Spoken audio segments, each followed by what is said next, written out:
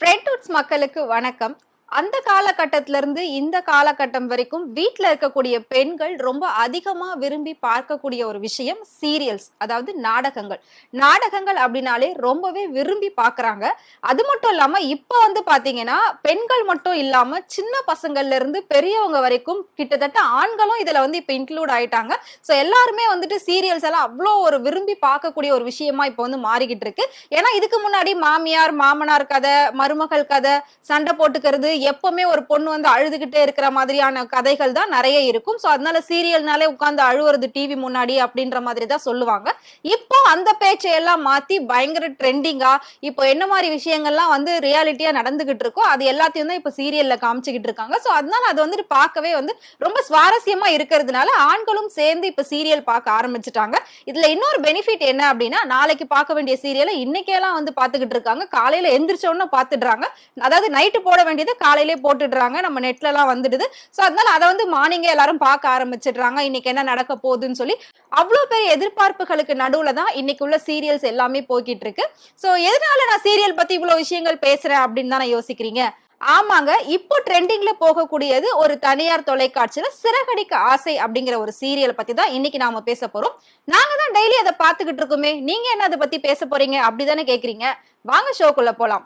So Siragadikka ஆசை அப்படிங்கிற ஒரு சீரியல் ஆரம்பிக்கும் போது நானுமே என்ன நினைச்சேன் அப்படின்னா, இதெல்லாம் எங்க இருந்து பெருசா போக போகுது அப்படிங்கிற மாதிரி தான் யோசிச்சேன். ஆனா இன்னைக்கு உண்மையிலே பெருசா போய்கிட்டு இருக்கிறது பாத்தீங்கன்னா அந்த ஒரு சீரியல் சொல்லலாம். சோ எல்லாருமே கிட்டத்தட்ட நிறைய ஆண்கள், குழந்தைகள், பெரியவங்க, வயசானவங்க எல்லாருமே விரும்பி பார்க்கக்கூடிய ஒரு சீரியல் லிஸ்ட்ல நம்பர் 1ல இருக்கிறது சிறகடிக்க ஆசை அப்படின்னு சொல்லலாம். அதுல பாத்தீங்கன்னா மாமியார், 3 மருமகள், 3 மகன் அப்படிங்கிற மாதிரியான கேரக்டர்ஸ் தான் அங்க இருக்காங்க. சோ அதை வச்சுதான் ஸ்டோரியே போய்கிட்டு இருக்கு. ஒவ்வொரு மருமகளும் ஒவ்வொரு டைப்பா இருக்காங்க. மாமியார் ஒவ்வொரு மருமகள் கிட்டையும் ஒவ்வொரு டைப்பா நடந்துக்கிறாங்க.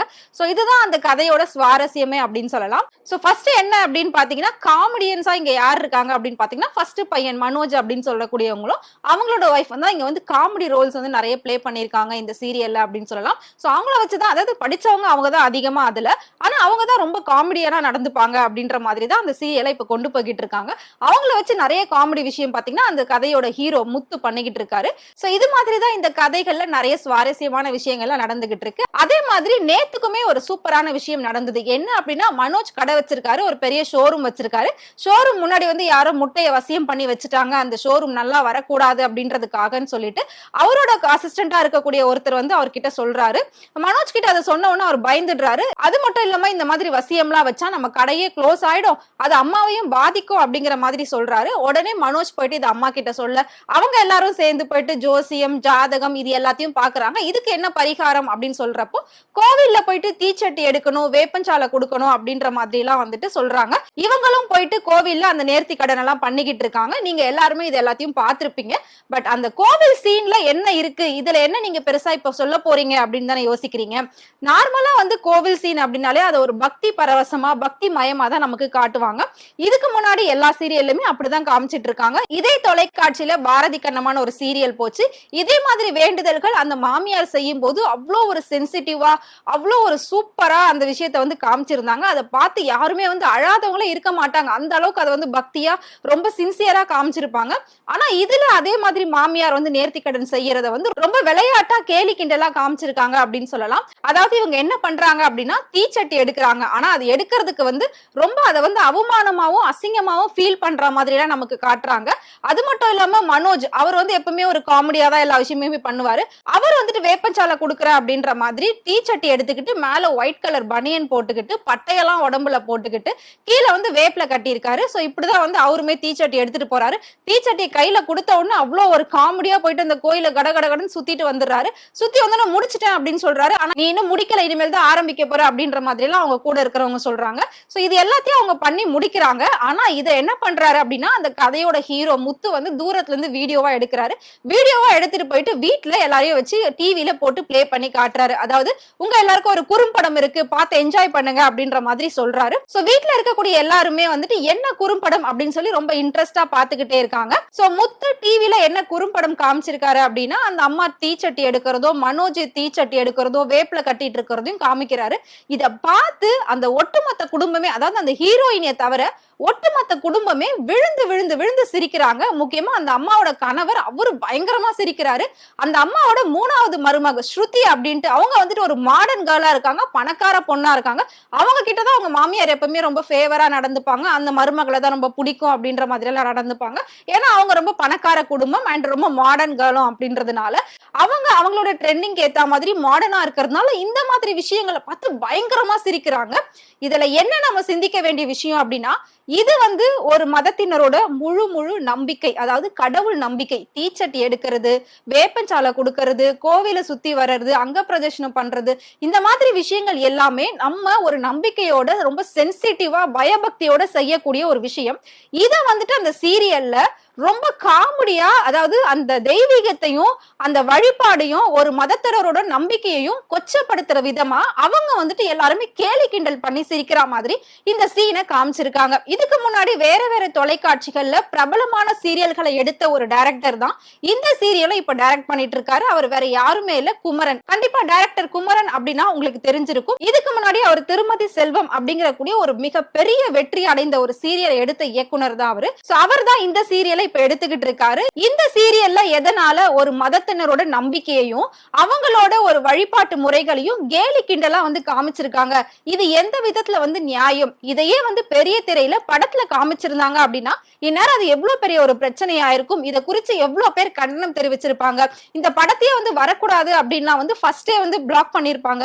அது மட்டும் இல்லாம கேஸ் போட்டிருப்பாங்க. எப்படி நீங்க வந்து ஒரு மதத்தை இப்படி பண்ணலாம் அப்படின்னு சொல்லிட்டு. இதே விஷயத்த கிறிஸ்துவ வழிபாடு வச்சு கிண்டல் பண்ணியிருந்தாலோ இல்லாட்டி இஸ்லாமிய வழிபாடு வச்சு கிண்டல் பண்ணியிருந்தாலோ அந்த மதத்தினர்லாம் வந்து சும்மா இருப்பாங்களா?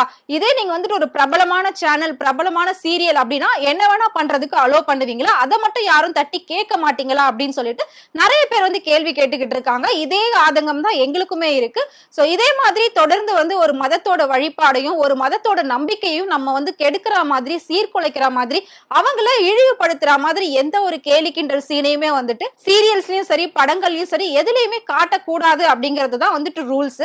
சோ எல்லாமே சமம் அப்படிங்கிற மாதிரி தான் பார்க்கணும். ஆனா இவங்க இதுல பண்ணிருக்கிறது எல்லாமே முழுக்க முழுக்க பயங்கரமா விழுந்து விழுந்து அந்த வேண்டுதலை பார்த்து சிரிக்கிறாங்க. அவங்க பண்றது ஒரு தெய்வீகமான வேண்டுதல், அதை பார்த்து சிரிக்கிறதுக்கு இதுல என்ன இருக்கு அப்படின்றது தெரியல. அந்த சீனே வந்துட்டு 5 to 10 மினிட்ஸ் தான் இருக்கும். ஆனா ½ an hourக்கு அவங்க சிரிக்கிறது, கேலி கிண்டல் பண்றது, இதையே வந்து ஃபுல்லா வச்சு இழுத்துக்கிட்டு இருக்காங்க. சோ இந்த மாதிரி விஷயங்களை கண்டிப்பா தடை பண்ணணும். பெரிய சேனல், பெரிய சீரியல், அதை வந்து யாரும் எதுவும் கேட்க முடியாது அப்படின்றதுக்காக யாரு வேணா என்ன வேணாலும் பண்ணலாம் அப்படின்ற மாதிரி எந்த ஒரு ரூல்ஸுமே யாருக்குமே இருக்க கூடாது. எந்த மதத்தையும் யாரும் வந்துட்டு புண்படுத்துற மாதிரி செய்யவும் கூடாது. அவங்க அவங்களோட மத வழிபாட்டை யாரும் கெடுக்கவும் கூடாது. இந்த மாதிரி கேலி கிண்டலா காட்டுறது இதோட கடைசியா இருக்கணும் அப்படின்றதுதான் எல்லாரோட ஒட்டுமொத்த வேண்டுகோள் அப்படின்னு சொல்லலாம். கண்டிப்பா வந்து இதே இன்னொரு மதத்தினருக்கு, நான் முன்னாடி சொன்ன மாதிரி கிறிஸ்துவ வழிபாடையோ இல்லாட்டி இஸ்லாமிய வழிபாடுகளையோ இந்த மாதிரி சிரிச்சு கேலி கிண்டல் பண்ணி காமிச்சிருந்தாங்கன்னா இந்நேரம் வேற மாதிரி இன்னுமே அதை வந்து வெடிச்சிருக்கும், பூதாகரமா வெடிச்சிருக்கும் அப்படின்னு சொல்லலாம். சோ இந்த மாதிரி விஷயங்களை வந்து முற்றிலும் தவிர்க்கணும். கண்டிப்பா சீரியல் அப்படின்றது மொத்த குடும்ப பெண்கள் பார்க்கக்கூடிய ஒரு விஷயம் தான் சீரியல். அதுவும் இந்த சீரியலை கண்ணை மூடிட்டு சொல்லலாம், அத்தனை கோடி வீட்டு பெண்கள் வந்து இதை பார்த்துக்கிட்டு இருக்காங்க அப்படின்னு சொல்லிட்டு கண்டிப்பா நிறைய பேருக்கு இதுக்குள்ள இருக்கக்கூடிய அந்த சின்சியரான விஷயம் வந்து தெரிஞ்சிருக்க வாய்ப்பு இல்ல. இது வந்துட்டு ஒரு என்டர்டைன்மெண்டா அவங்க வந்து பார்த்து என்ஜாய் பண்ணுவாங்க. பார்த்து என்ஜாய் பண்றது தப்பு இல்ல. ஒரு மதத்தை வந்து கேலி கிண்டல் பண்றதோ, அவங்களோட வழிபாட்டை வந்து நம்ம சீர்குலைக்கிற மாதிரி ஏதோ நடந்துக்கிறதோ, இந்த மாதிரி விஷயங்கள்லாம் வந்துட்டு அவங்க கண்டிப்பா யோசிச்சிருக்க மாட்டாங்க. பட் இதுக்கப்புறம் அதை வந்து யோசிப்பாங்க அப்படின்னு நினைக்கிறேன். ஏன்னா நிறைய பெண்கள் வந்து இந்த மாதிரி நேர்த்தி கடன்கள்லாம் செஞ்சிருக்காங்க. தன் வீட்டுல இருக்க பிரச்சனை சரியாகணும், தன் கூட இருக்கவங்களுக்கு உடம்பு சரியாகணும் அப்படின்னு சொல்லிட்டு. சோ இந்த மாதிரி நேர்த்தி கடன்கள் நிறைய செஞ்சுக்கிட்டு இருக்காங்க. ஏன் இப்ப வரைக்குமே அந்த வழிபாடு நடந்துகிட்டு தான் இருக்கு. வருஷம் வருஷம் ஆடி மாசத்துல சென்னையிலே பாத்தீங்கன்னா நிறைய கோவில்கள்ல வெளியில வந்து பால் குடம் எடுத்துட்டு போறது, தீச்சட்டி எடுத்துட்டு போறது, காவடி எடுத்துட்டு போறது, இந்த மாதிரி நிறைய விஷயங்கள் நம்ம கண்ணெதிரிலே வருஷம் வருஷம் நடந்துகிட்டு தான் இருக்கு. சோ இதுல வந்து கேலி கிண்டல் பண்றதுக்கான எந்த ஒரு விஷயமும் கிடையாது. முக்கியமா அந்த வேப்பிலை கட்டிக்கிட்டு இருக்கிறது, வேப்பிலைய வந்து ஃபுல்லா கட்டிக்கிட்டு போகணும் அப்படின்றது ஒரு மிகப்பெரிய சென்சிட்டிவான ஒரு வேண்டுதல். அது அதாவது உடம்பு ஃபுல்லா நமக்கு சம்டைம்ஸ் வந்து அம்மா போட்டுடும், அதுக்காக வந்து வேண்டிப்பாங்க. இது ஃபுல்லா சரியானதும் நான் வந்து வேப்பஞ்சாலை கொடுக்குறேன் அப்படின்னு சொல்லிட்டு அம்மன் கோவில்களுக்கு வேண்டிப்பாங்க. அவங்களுமே போயிட்டு ஆணா இருந்தாலும் சரி, பெண்ணா இருந்தாலும் சரி, முழுக்க முழுக்க வந்து ட்ரெஸ் இல்லாம தான் உடம்பு ஃபுல்லா அந்த வேப்பிலைய சுத்திக்கிட்டு அந்த கோவில் ஃபுல்லாவே வலம் வருவாங்க. அதை வந்து எந்த ஒரு அவமானமாவும் நினைக்க மாட்டாங்க. அம்மனுக்கு செய்யக்கூடிய ஒரு வேண்டுதல், அது அம்மனோட ஆடை வேப்பிலை அப்படிங்கறது தான் வந்து புனிதமாவும் தெய்வீகமாவும் நினைச்சு பண்ணிக்கிட்டு இருக்காங்க. இப்ப வரைக்கும் அது நடந்துகிட்டு தான் இருக்கு. அதை வந்துட்டு மனோஜ் மேல ஒயிட் கலர் பனியன் போட்டுக்கிட்டு, உடம்புல பட்டை போட்டுக்கிட்டு, காதுல பூ வச்சுக்கிட்டு, கீழ மட்டும் கொஞ்சமா வேப்பிலைய சுத்திக்கிட்டு அவர் வந்து காமெடியா அத வந்து காமிச்சிருக்காங்க.